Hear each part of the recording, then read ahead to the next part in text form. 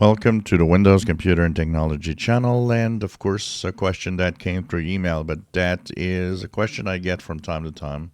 We've talked about it in the past, and it's, of course, the move to Windows 11 on a machine that actually is compatible and that is offering you Windows 11 as an upgrade to Windows 10. I have an example here at home. There's one machine that I have, which is an Acer Nitro machine, which is a gaming laptop. And proudly in the Windows Update section, I have the message from Microsoft that tells me Windows 11 is ready to install. This is compatible. You can go there. Yet I've kept it on Windows 10 for now. What would I do, and why didn't I upgrade it? Well, first of all, it's not my. It's a computer that I don't use a lot. I'm not the one using it, and the person using it is used to Windows 10. So I've hesitated to move it on because the person is just, that person is kind of happy with Windows 10 in the sense that if I move on, some things might change that might make it more difficult to use. So I decided to leave it there. And, it's not a hurry. It's a difficult question to answer from somebody else's viewpoint. You'll have people out there that are going to say, yeah, go for it. It's great. You'll have people out there that are going to say, don't go for it. It's bad. I will tell you simply, if you do move on to Windows 11, it's different. You have the start menu and all of that that are really different. Settings that are, redone. But in terms of being different, it's not different enough to be lost. When somebody tells me I hate Windows 11, I'm totally lost with Windows 11. I don't think it's Windows 11 itself that makes people lost. I think it's the fact that maybe they've changed to a new PC or they've upgraded. And what happens is that the install is different because there's really not that much difference between 11 and 10 in terms of usability. Yes, there are things in this, like, the contextual menus that are different or not showing up, or sometimes you have to click show more options. But overall, it's a Windows, and Windows is Windows.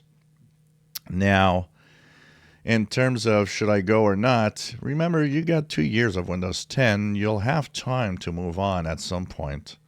And if you're happy with your install, if you do everything you want in terms of just using a computer and don't like change that much, just keep Windows 10. It's fine. And you're not missing out on really anything. So, this is a good idea to just stay put. Even though Microsoft has decided that they want to mess around with Windows 10 a little more, you could just stay there and just use your PC.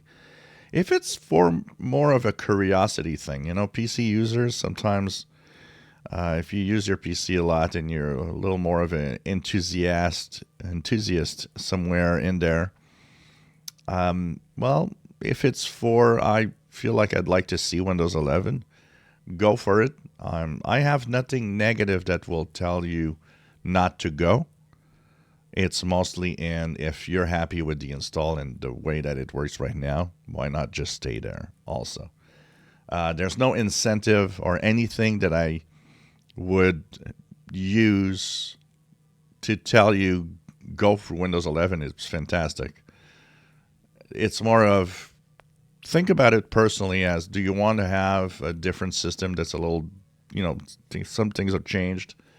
And do you want to take that risk of moving on the big install of a new operating system on your PC? Or you want to stay put and be happy with what you have because it works great? I think that's where it all stands.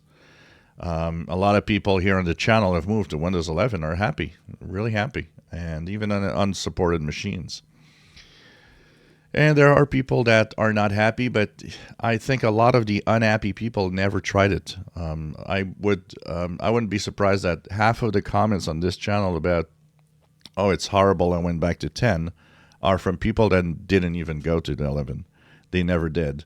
And they're just kind of, frustrated at not being able to to go to 11 on a supported machine. So you got to be careful, because there's a lot of haters of Windows 11 out there that put comments that probably never went there, don't even know what it is, and are just mad because their PC is not compatible with it, or at least in the supported form. So we got to be careful and dose correctly the comments of different users.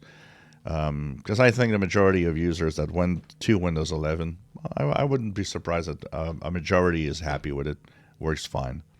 And once again, a lot of people that buy a new PC with Windows 11, when I hear them, there's a few on the channel that comment and say, I'm sad I can't go back to Windows 10. I'm lost, or things are different. It's not different enough for that. If what people don't understand is that there are two things. There's the operating system, but there's also the software that you use. And if it was not installed like you had it on the other PC, problem is in the operating system. It's just that your install is different. And the operating system has nothing to do with it. It's just that the tech guy or whoever installed it after, it's different. They installed it in a different way than it was originally on the other machine. I'm pretty sure that the same people would be on a new PC with Windows 10 and they still say, well, everything is different now. Once again, the operating system is not the problem most of the time. It's really just finding your way in how it was installed before versus now. And I've seen that a lot as a tech guy, reinstalling on the same computer, with people just coming back and saying, well, I'm lost. I can't find this or that. And it has to do with, because it's a new install, and, I don't know all of your preferences. So I installed it the way that it works, but maybe you had a different way of doing things. So, and it's the same Windows. So it's up to you to decide. But if I would have to say one thing, is there's no negative to moving on to Windows 11 if you wish to do so. It's really up to you to decide if you want to take that risk, if we're going to say, and move on. If you enjoy my videos, please subscribe, give us thumbs up. Thank you for watching.